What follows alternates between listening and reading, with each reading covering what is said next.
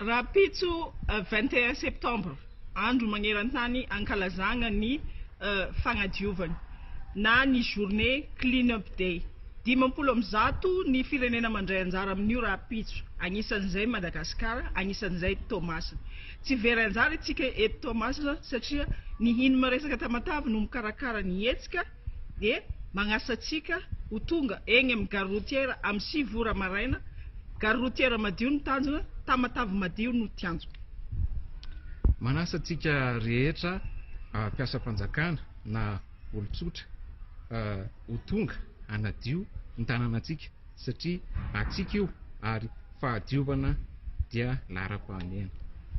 Ya Priska avy ao amin'ny miasa amin'ny sehatra tsy miankina, manasa atsika mpiasa rehetrarehetra any amin'ny sehatra miankina na tsy miankina fanjakana ho avy rapitso hanadio ny tanànatsika ao amin'ny gare routière rapitso amin'ny sivy sasany tongava daholo.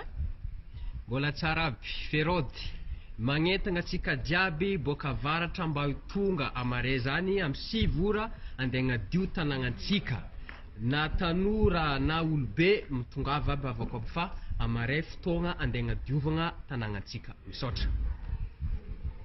Salama daholo, afatra miantefa amintsika mpampiasa ny gare routière, indrindrandrindra ny mpamily sy ny mpandeha ihany koa.